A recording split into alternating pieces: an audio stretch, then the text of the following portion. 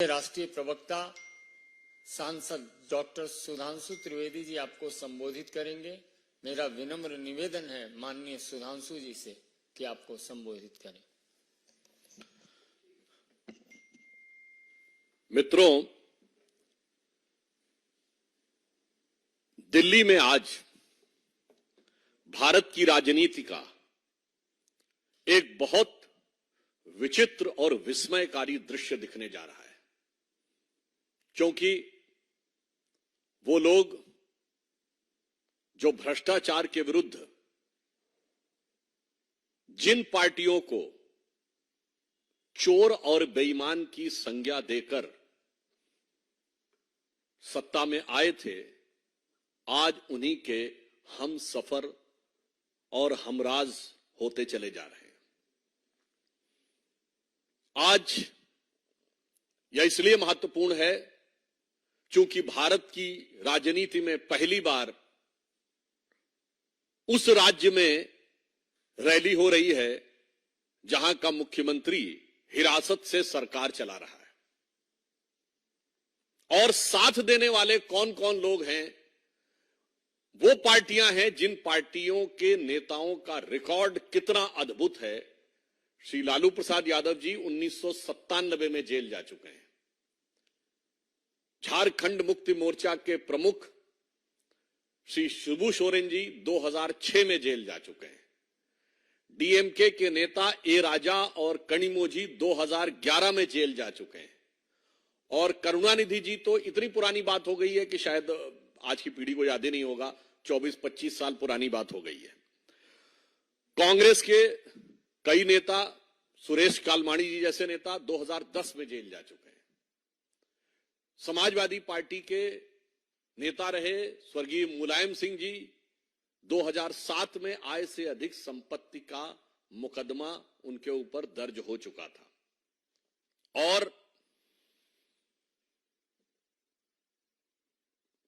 श्री राहुल गांधी जी और सोनिया जी जिस केस में बेल पर हैं, मुचलके पे हैं, वो 2013 में, अक्टूबर 2013 में दिल्ली हाई कोर्ट के आदेश पर हुआ था।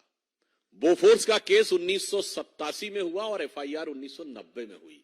यह तथ्य मैंने इसलिए बताया, इसमें से कुछ भी 2014 के बाद का नहीं है। अतः मैं एक शब्द में कहना चाहूंगा कि ये सारे के सारे लोग, अगर आज कहा जाए तो अपने पुराने गुनाहों को छुपाने के लिए ये समस्त वो पार्टियां जो राम मंदिर की विरोधी, जिन्होंने हिंदू धर्म के समूल नाश जैसे संकल्प किए, हिंदू धर्म के देवी देवताओं पर अनेक आपत्तिजनक टिप्पणियां की, वो अपने पुराने भ्रष्टाचार के गुनाहों को छुपाने के लिए रामलीला मैदान में आज एकत्र हो रहे हैं।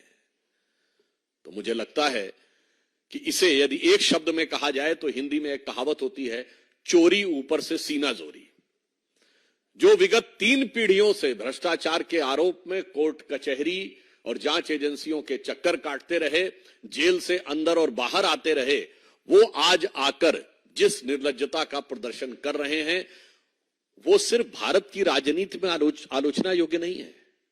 मैं दूसरा एक बिंदु कहना चाहूंगा कि ये भारत की राजनीति में विश्वसनीयता के संकट का प्रतीक है, क्योंकि ये वही रामलीला मैदान है जहां से 12-13 साल पहले किस ढंग का एक सीन दिखता था, इंडिया अगेंस्ट करप्शन। और आज उसी रामलीला मैदान में everybody is with corruption, everybody is for the cover up of the corruption.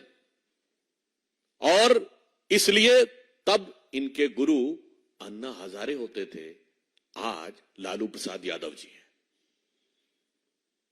तब जिस पार्टी के लिए अपशब्दों का प्रयोग करते थे, भारत की राजनीति में उस समय तक इन शब्दों का प्रयोग सार्वजनिक रूप से नहीं होता था, चोर और बेईमान, आज उनके साथ हैं। तो मुझे लगता है कि राजनीति में विश्वसनीयता का संकट यही है। एक तरफ हम श्री नरेंद्र मोदी जी के नेतृत्व में राजनीति में विश्वसनीयता की प्रामाणिकता के प्रतीक हैं, ये विश्वसनीयता के संकट के प्रतीक है। हमारा यह सिद्धांत है, जो कहा वो किया। इनका सिद्धांत है, जो कहा ठीक उसका उल्टा किया। और अब तो इनकी हालत वो हो गई है कि मुझे लगता है गुनाह करते करते करते करते, भ्रष्टाचार करते करते 2-3 पीढ़ियों से इन पार्टियों की स्थिति ये हो गई है कि लज्जत कभी थी, अब तो मुसीबत सी हो गई, मुझको गुनाह करने की आदत सी हो गई। अब आदत से मजबूर होकर वह इस प्रकार के कार्य कर रहे हैं। इसमें एक और मैं कहना चाहता हूं बात, वास्तविकता में जिस रैली को इन्होंने लोकतंत्र बचाओ रैली कहा है, वास्तविकता में वो परिवार बचाओ और भ्रष्टाचार छुपाओ रैली है। मैं पुनः कह रहा हूं, यह तथाकथित लोकतंत्र बचाओ रैली वास्तविकता में परिवार बचाओ भ्रष्टाचार छुपाओ रैली है, क्योंकि सभी भ्रष्टाचारी एक दूसरे का साथ देते हुए भ्रष्टाचार के भाईचारे में एक साथ हैं। और ये मैं अभी आपको बता रहा हूं, परिवारवाद के कुछ नए आयाम, परिवारवाद के कुछ नए स्वरूप, परिवारवाद के कुछ सदस्यों का नया अन्नप्राशन होता हुआ आपको आज नजर आएगा। दूसरी तरफ, इसलिए मैं सिर्फ एक लाइन में कहना चाहूंगा, ये लोकतंत्र और मोदी विरोध तो सिर्फ बहाना है। वास्तविकता में अपने अपने भ्रष्टाचार और गुनाहों को बचाना है। और आपस में चाहे जितनी भी लड़ाई हो, पर भ्रष्टाचार को छुपाने के लिए एक दूसरे के साथ पूरी तरीके से दिल मिलाई है। जिसे अगर एक पंक्ति में कहें कि इस गठबंधन में किसी को नहीं दिखती कोई दरार, क्योंकि हर दीवार पर चिपके हैं मोदी विरोध के इश्तिहार।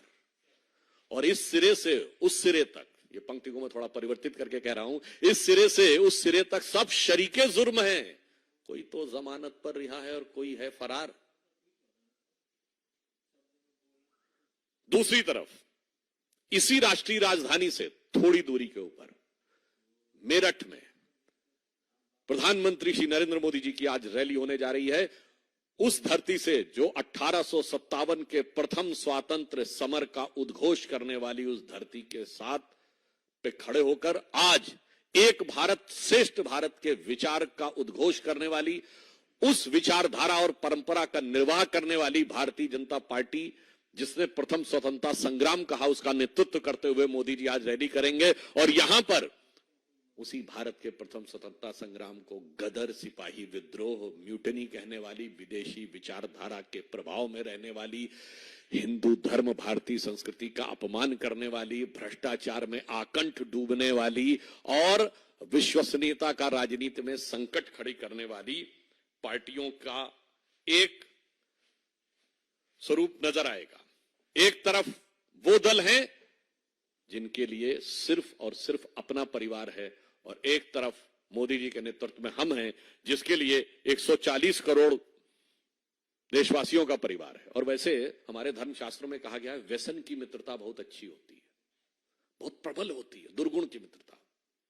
मतलब कोई खराब, जैसे जुआरी, शराबी बहुत अच्छे मित्र होते हैं आपस में, तो वैसे ही यहां व्यसन की मित्रता का, व्यसन के भाईचारे का बहुत सुंदर स्वरूप आपको देखने को मिलेगा।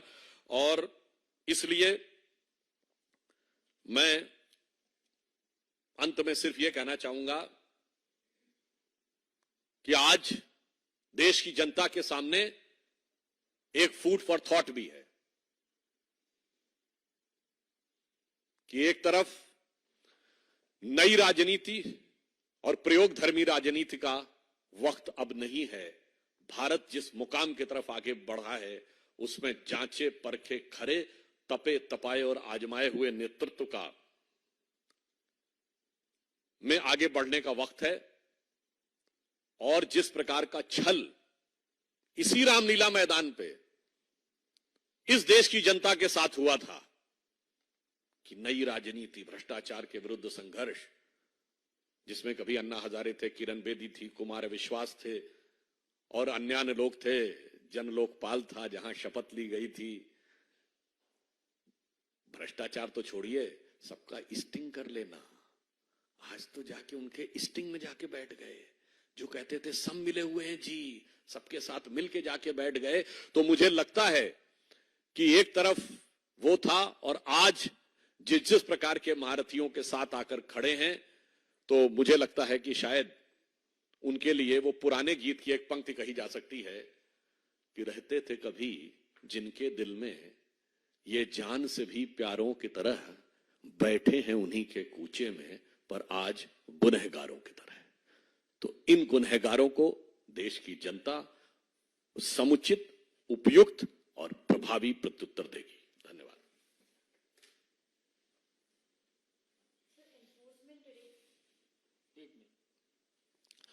देखिए, बहुत स्पष्ट रूप से एक बिंदु और मैं कह देना चाहता हूं। लोकतंत्र की बात वो पार्टियां कर रही हैं जिसमें सिर्फ परिवार तंत्र है, जिन्होंने जब से बने हैं तब से आज तक अपने पार्टी के अंदर किसी भी दूसरे व्यक्ति को लोकतंत्र के अनुरूप सत्ता देना उचित नहीं समझा। तो मुझे लगता है ये वास्तविकता में पुनः मैं इस विषय को रीएम्फसाइज करता हूं कि ये लोकतंत्र बचाओ नहीं, परिवार बचाओ और भ्रष्टाचार छुपाओ रैली है।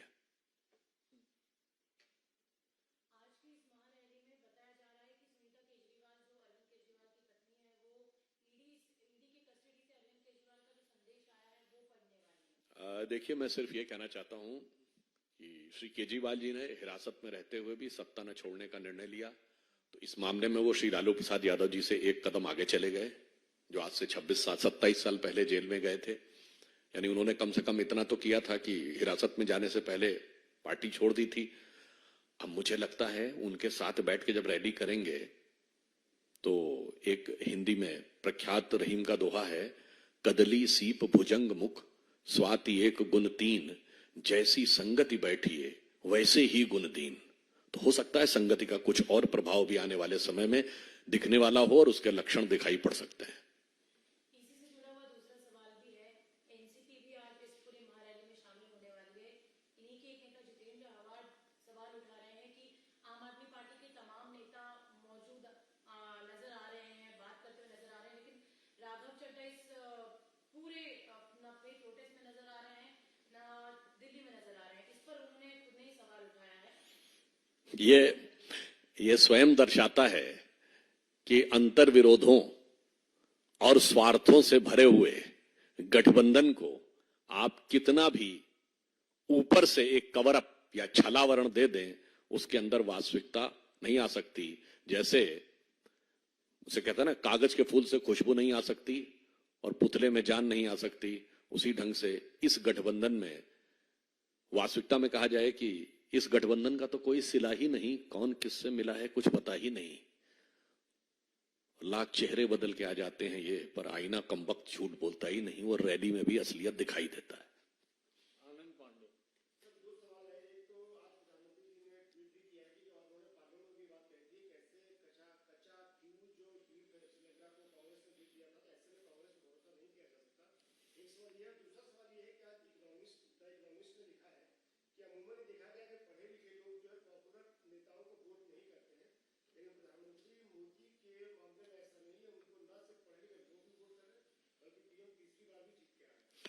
देखिए, on the issue of Kacha Thivu, I would like to remind to the entire country that this was with India till 1975. And it is just 25 kilometers from the Indian coast in Tamil Nadu. ये केवल 25 kilometre की दूरी पे है, and previously Indian fishermen uses to go there and do the fishing. But during the Indira Gandhi's regime, then government has handed it over to Sri Lanka. And not only handed it over to Sri Lanka, there used to be some agreement between the two countries. There is a various example in the entire world that mutually in these waters, both the fishermen of both the countries can come. But it was also stated in that agreement that none of the Indian fishermen can go to that place which is just 25 kilometers from Indian coast. Because of this, there are several fishermen which has been captured and some remained in jail and they have to face the atrocities. But unfortunately, आज DMK उनके साथ है और न DMK इस विषय को उठाती है, न कांग्रेस इस विषय को उठाती है। केवल प्रधानमंत्री श्री नरेंद्र मोदी जी उठाते हैं. This shows the commitment of our prime minister even to those things which are considered the farther most sitting in Delhi and which is considered a very small thing. और मेरा प्रश्न यह भी है श्री राहुल गांधी जी से, जो दक्षिण उत्तर की बहुत बात करते हैं, दक्षिण भारत के इतने महत्वपूर्ण मुद्दे के ऊपर मौन क्यों धारण कर रखा है? क्यों नहीं देश को बताते कि गलती सिर्फ उनकी पार्टी की नहीं, उनके परिवार की है? हाँ, देखिए, जब प्रधानमंत्री श्री नरेंद्र मोदी जी सत्ता में आए 2001 में, भारत की राजनीति का उन्होंने एक स्थापित मानदंड बदला. हम सबको याद होगा 2000 के आसपास एक एस्टैब्लिश चीज थी एंटी इनकम्बेंसी, सत्ता विरोधी लहर. जो वे सत्ता में रहेगी पार्टी, कुछ समय के बाद उसके खिलाफ हो जाएगा, सारी परिस्थितियां बदल जाएंगी और चुनाव हार जाते थे. उन्होंने प्रो इनकम्बेंसी में बदला. अच्छे काम, पारदर्शी, ईमानदारी, मेहनत, कर्मठता. जनता को लगा इन्हें और मौका देना चाहिए. 3 बार वहां रहे, 2 बार यहां प्रधानमंत्री रहे और 1 बार और आने जा रहे हैं. इसमें एक महत्वपूर्ण बात है जो आपने कही है. ये बात मैं कहूंगा, किसी को थोड़ी आपत्तिजनक भी लग सकती है. लोग कहते हैं ना, कांग्रेस को 50 साल लगातार शासन करने का मौका मिला. तब ये वो दौर था जब भारत की साक्षरता दर 50% से कम थी. भारतीय जनता पार्टी को सत्ता तब मिली है जब भारत की साक्षरता दर 50% को क्रॉस की है. और श्री नरेंद्र मोदी जी को स्पष्ट बहुमत तब मिला है जब 60% भारत की साक्षरता दर क्रॉस कर गई थी. अब मेरे विचार से 70-75% से ऊपर होगी तो मोदी जी को निश्चित रूप से 400 पार होंगे.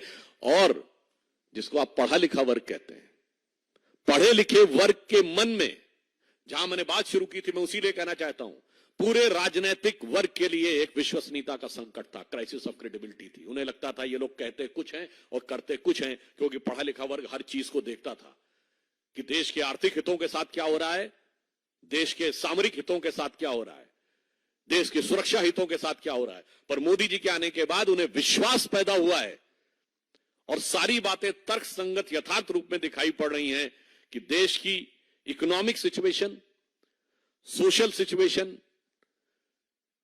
Security situation and the cultural pride, everything is coming. तो मुझे लगता है इस कारण से ये जो आपने बात कही है, प्रधानमंत्री जी के नेतृत्व में भारत का सभी वर्ग, चाहे गरीब वर्ग हो, निर्धन वर्ग हो, कम शिक्षित वर्ग हो, वो और अधिक शिक्षित वर्ग भी साथ में आकर खड़ा हो रहा है.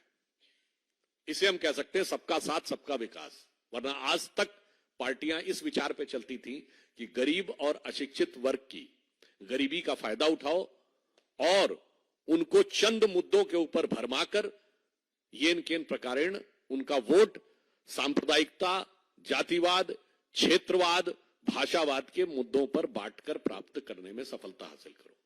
बहुत बहुत धन्यवाद.